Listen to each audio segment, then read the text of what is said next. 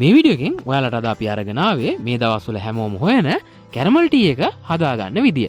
ඉතින් ඔයාලා තාමත් අපේ YouTube channel එක subscribe කරලා නැත්නම් දැන්වම පල්ලෙහා තියෙන subscribe button එක ඔබලා ඊට එහා පැත්තේ තියෙන bell icon එක ඔබන්න අමතක කරන්න එපා.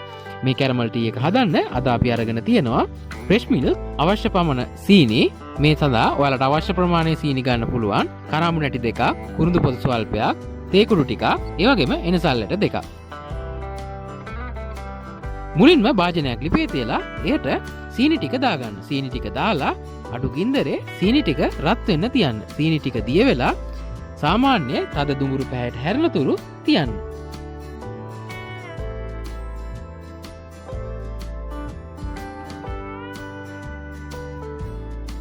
මේ වගේ සාමාන්‍ය දුඹුරු පැහැයට හැරුණාට පස්සේ ගොඩ වෙලාවක් කර කරන්න එපා. මොකද එහෙම වුණොත් තිත්ත රසක් එන්න පුළුවන්. ෆ්‍රෙෂ් මිල්ක් එකතු කරන්න. ඔයාලට ෆ්‍රෙෂ් මිල්ක් නැත්නම් කිරිපිටි දිය කරලා අරගන්නත් පුළුවන්. ෆ්‍රෙෂ් මිල්ක් එකතු කරනකොට සීනි කැටි ගහන්න පුළුවන්, ප්‍රශ්නයක් නැහැ. බය නැතුව එකතු කරන්න. මොකද කිරි ටික රත් වෙනකොට සීනි ටික නැවත දිය වෙනවා. ඊළඟට තේ කුඩු තේ හැඳි භාගයක් විතර දාගන්න. තේ කුඩු ටික දාලා එනසල්, කුරුඳු පොතු, කරාඹු නැටි එකතු කරන්න. එකතු කරලා හැඳි ගාමින් අඩු ගින්දරේ කිරි ටික හොඳින් පැසෙන තුරු මිනිත්තු 2-3ක් තියන්න.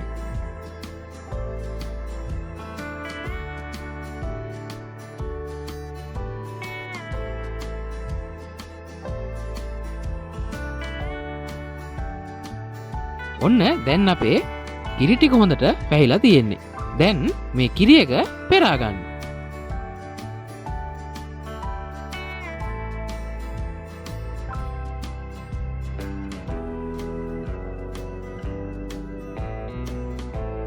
මේ තියෙන්නේ අපි හදාගත්ත කැරමල් ටී එක. පේනවනේ.